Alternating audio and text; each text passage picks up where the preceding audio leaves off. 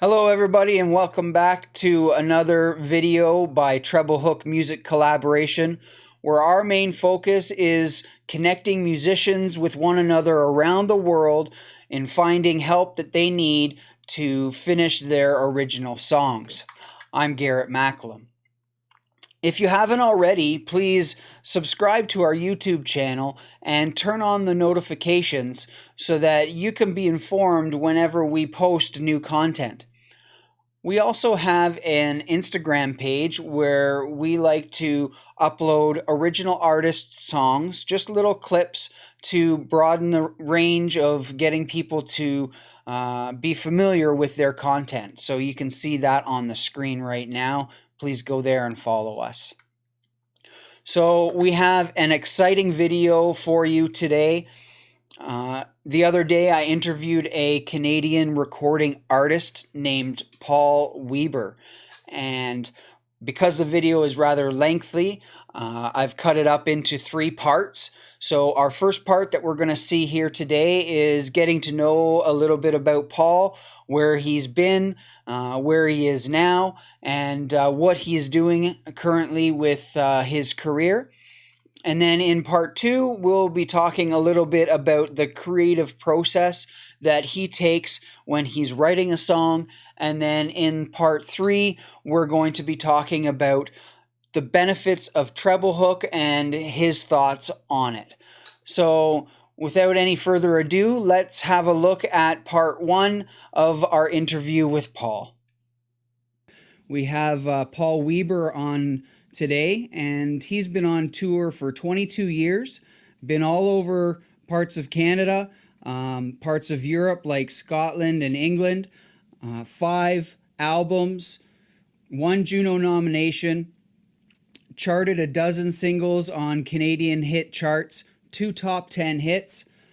Other artists such as Gene Watson have recorded his songs, and now we could go on and on and on about the list of accomplishments that Paul has had, but that would end up being like an 8-hour video, and you don't want to listen to me for that long. So how about we start into it and talk with Paul? How you doing, Paul? Doing great. How about you, Garrett? Not too bad. How are you and your family keeping healthy in this pandemic? Well, we're lucky. We're staying healthy, that's for sure. And they've been tough times in many different ways. You know, our business has been shut for 10 months, 11 months, and but you soon get your priorities a little straighter, and we certainly can't complain. Yeah, that's for sure. So I mentioned there about you being on tour. Are you still doing tours? No, I've been off the road. I went on the road when I was 18 years old, and I'll be 65 in May. So I spent 22 years on the road, but I got off the road in '96, and I bought an old restaurant and tavern in a little village between Kitchener and Guelph, Ontario, in Maryhill, and the bar is called the Commercial Tavern. So we've been here almost 25 years now. Right. And So, we played music every weekend, and we had a lot of different shows come in, that sort of thing. And up until 10, 11 months ago, March 14th, actually, we were still playing every weekend. nice. So fair to say that you're a pretty seasoned veteran in the music business. Season might be kind. Yeah. So now that your tour days are finished, you've decided you started up this bar that's in Maryhill. What's the bar called? The Commercial Tavern, it's been here. It was built in 1854. I'm not the original owner, but I sometimes feel like I am. My uncle owned the bar. My uncle owned the bar in the '60s. So as kids, we played it on weekends, and my dad's band played here. And when I was out on the road by about 1995, I still stayed out for a year, but things started changing, and the road scene was changing a whole lot. We were touring coast to coast in Canada, and you could see some of the 6-night bars were starting to cut back to 4 and 5 nights, and then times were changing. And with a lot of thought, I decided to quit the road before it quit me. I wanted to be the one that chose the the departure. My brother had gotten off the road from the bands that we'd been with um, well before me, and had his own bar in a little town of New Hamburg, not far from here. So this was in my mind, and I knew the history of the bar here, and I decided that I'd give that a shot. Very nice. That's awesome. So, with this pandemic shutting down, you were playing live a lot of the time in your bar Every weekend. every Yeah. weekend. So, what do you do now? Just sit around and moan about it.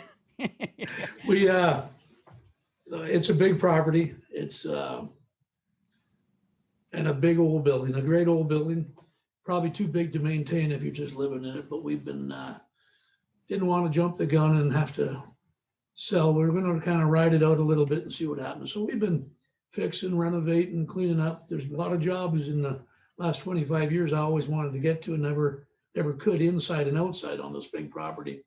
So we've had first time in my life I haven't been running and too busy to do things. So we've done a lot that way. I have a hobby. I race racing pigeons. So I put a little time into that, and we've just been keeping busy. We play a little bit of music still. My wife Donna plays the fiddle, left-handed fiddle, and piano, and her dad played fiddle for Stompin' Tom Connors on the road in the '90s. Very So cool. before this big shutdown, we were still going there most Sunday nights because he played a lot with us here. Yeah. We'd have an open stage jam on Thursday nights, and he was here all the time. So he's about the only one I know that musician that's gotten better during this pandemic because he plays every night, an hour and a half, 2 hours a night, alone sitting there playing fiddle. And I must admit that I've had a little trouble being motivated, maybe because of how much music I've already played, but I never thought that we'd be shut down by something like this. It was always hard times I thought that might close the doors, and maybe health issues in the sense that I might not be able to keep singing forever. But like I say, we are lucky, although I'm not always motivated. As soon as I get a guitar in my hand, the old desire comes back, and playing with Yeah. my wife Donna and her dad Sam Leach, who's been fiddling Sam Leach, has been a blessing. Up until again it got real bad, we were doing some Facebook stuff with my brother. He plays the pedal steel guitar. My brother Mike and my sister Susan. We were doing some Facebook things, but we stopped it because it was obviously not safe, and we want to respect what's going on. Yeah. Well, that's awesome. It seems like your family's full of musicians and it's kind of in your blood. And it's been awesome having the opportunity to get to know you a little better. But we're going to switch gears a little bit right here and like to talk to you about songwriting. And we can clearly see that you're a country artist. And in country music, a lot of artists these days, they don't write their own music. Nashville is full of songwriters that give their songs to different artists for them to perform. But I understand that you do both yourself. So how many songs have you written? Well, oddly enough, people ask that question. In fact, Donna's brother Rick asked me, and people would think that you've written a lot of songs, but I was pretty particular in what I wrote, and I wasn't a formula writer. I'm still not. A lot of guys can just sit down and write a song, and I guess I could too, but they turn out to be just songs. And I wrote most of my personal experience and things that I'd lived through or seen, witnessed, and so I would probably say I've only written maybe 50 songs. I probably got 150 songs that I never finished, as most singer-songwriters do, or songwriters especially. And I think part of it is the fact that I was a singer-songwriter. Once we got busy on the road, your songwriting kind of took the back seat because you were too busy. And Yep. you'll find with a lot of artists, major artists, the early part of their career, they might have written a fair amount of their songs. But as they became more popular and busier, and people started pitching songs to them because they wanted their songs recorded. So I never ever was a person to want to go on. We used to have 10 songs on an album back in the Stone Age, and I never was one that I would have put 10 of my own songs on an album. I always knew the quality of songwriters that were out there and the advantage that you had by doing a diverse set of songs, bunch of songs. I had a man named Dallas Harms, who was my close friend, produced my first two albums, and was a major singer-songwriter himself. He wrote hits for Gene Watson in Nashville, like 7 or 8 of them, some #1 songs. And he was terribly honest with you when you sat down to go into the studio. And if he didn't like a song, he told you he didn't like the song. If there was a chance to rewrite it, we'd work on it. In Nashville, they're tyrants. You would go there with a song, fly into Nashville and go with a song and sit down with them, and the producer would look over the song and he just with a highlighter. I'd never seen a highlighter till the first time I went to Nashville, and they ripped one of my songs apart. And they just start. There's a throwaway line. There's another throwaway line. This doesn't have to be there. By the time they're done, you got about a third of a song left, and they expect you to work with that. And it teaches you a lot. It's very cold. It's tough on people that think they know their craft, but it teaches you a lot about songwriting, because you don't want to, rhyming and things like that. Moon, Spoon, and June. They got away from a lot of that. They did soft rhymes. I'd never heard that term, and I'm sure nowadays songwriters have different terms, because I haven't been in the mainstream for many years. But instead of saying, Hank Williams would have wrote, "The day I passed you on the street, and my heart fell at your feet. I can't help it if I'm still in love with you." So everything rhymed in those days, but then they started going to a soft rhyme where it would just be closer to what, when I got the news today, didn't know just what to say, just couldn't walk away. Now that was a full rhyme, but they started doing things that weren't so obvious. And so Nashville got onto that a lot quicker than we did. So if they heard too many rhymes in a row, they'd say, no, we don't want that. And again, if you were smart enough or open-minded enough to take their advice, you'd learn a lot from it. And in the early 80s, they started collaborating. That's a big word for a country artist. That's a 5-cylinder word, 4-cylinder word, like peanut butter almost, or mayonnaise. But it's a good word. Collaborate, you'd know what that means. But they were the first to start realizing that 2 or 3 artists could sit down, writers could sit down and finish songs that I have 150 in my closet. Canadians were slow at doing that. I'm not running Canadians down, but we had a strange thing in this country that we always looked at ourselves as second rate towards the American acts, the Nashville acts. And that was part of our own problem. A friend of mine used to say, in Canada, we eat our own young, because they didn't promote like they should, and we didn't hold our heads up as high as we should. We thought we had to go to Nashville. I was offered a deal once to change my last name, change my address, and say that I was living in Texas or California or something, because they didn't want the stigma of being a Canadian attached to what they were trying to do over there. But they learned to collaborate. Yeah. And Canadians were slow at doing it because everybody wanted it all. They wanted it all, until my old buddy Dallas Harms said, 100, what did he say? 100% of nothing isn't that good, but 50% of something is real good. So that's when they started doing that. And publishing, there's a lot of games played with publishing, where if you own your own publishing, you can give it away just to get your songs out there, or give half of it away for a limited amount of time. So it's all tricks that the Americans were on top of. I got to Nashville once to record an album, and I think it would have been about 1982. I went with, 39 years ago, hard to believe. I went with an artist who we went on the road with, me and my brother, named Joe Firth. And Joe had a lot of records, but Joe was more a businessman than he was a good singer, but he didn't love the music like we did as kids, and even now. They used to say, Joe once told me himself, I sing to live and you live to sing, and that's the difference between us. But so when we got to Nashville, he didn't have his songs picked. He wasn't ready, because He was doing business elsewhere. But we sat down with some $1 million country music writers in Nashville, outside Hendersonville, outside of Nashville, and big bass pond in the back in a log cabin. But they're broke. They get paid quarterly. Um, the royalties come in every 3 months, 4 months in some cases, and until they get the royalty check, no matter what they've written, they've got themselves pretty well broke with their lifestyle and different things.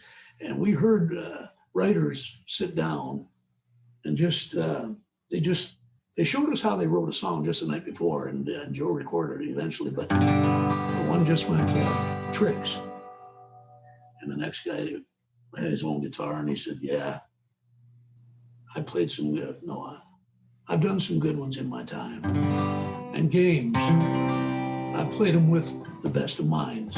So 3 or 4 of these guys all had an idea for a song. One guy had been talking about his personal life, that he'd lost his wife. He drank too much. He was trying to settle that down, and he spent too much. And the gist of the song was, it was called "A Bottle of Tears," and the chorus was, "I'm a man in a bottle of tears, running for my life, living in fear. I'm a man in a bottle of tears. I battled my way to the top, and I bawled my way to the bottom." And that was 3 guys sat and wrote that song. Tricks, I played some good ones in my time. In games, I played them with the best of minds. I filled my pockets full of silver and gold, then walked out on life when love left me cold. And Wow. but they just songwriting is a gift, obviously, that we don't all have, and even if we have it, at times it just dries up. Yeah. And they were craftsmen. These were not guys that just wrote like I did.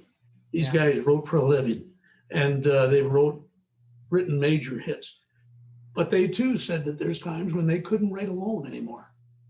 So that's why the idea that you guys have is just such a great thing when people get open-minded towards it, which is hard for some to do, because some of these songs, we've carried some of these lines and some of these choruses and verses for forever. Some of these songs, I've carried them around for 25, 30 years, more maybe. And to think that somebody else is going to finish them, that takes a little bit to get your head and your heart around. Right. And but once you do, and realize the possibilities, because people see things and hear things differently than we do, and we're sometimes too close to it too. Yeah. And That's the different beauty. viewpoints too, like everybody's got their own. And if Yeah, it's going the direction that you're thinking, or that that you'd like to see it to go, yeah, it would be good to see the direction that it could go. yeah. And it's funny, like I say, people listen to songs that, in my case, that I've written, and then they send you a pile of songs. Ray Griff is a great Canadian songwriter that wrote hits for everybody: Jerry Lee Lewis, Gordon Lightfoot, everybody. And when he, at the first awards, Country Music Awards, that I was nominated for anything was in 1981, and he showed up there all excited, and he had a tape of songs, and he said, "These are all hits for you." And I listened to them all, and I didn't believe that I could sing any of them, because they didn't suit anything that I would do. So everybody sees you differently, for one thing, and they're going to finish your songs differently too. But it's a good thing. It's not a bad thing. Yeah. Anytime somebody does one of your songs, it's a good thing. Now, mind you, I'll be honest. I was asked if I would put any of my already recorded songs on the show here and let anybody work with them. And that I had a little problem with, because we'd already put a lot of work into them, and I've lived with them, and I've sang them for close to 40 years, some of them. So I didn't go for that, but I do have a pile of other songs that I'm thinking of getting out again and maybe putting them on, because it's such a great idea, the concept of doing what you're doing. And through the internet, it's opened some amazing doors, that's for sure. Well, that wraps up part 1 of our 3-part interview with Paul Weber. Come back next week, where we will show you part 2, where we talk about his creative process when it comes to songwriting. We'll see you then.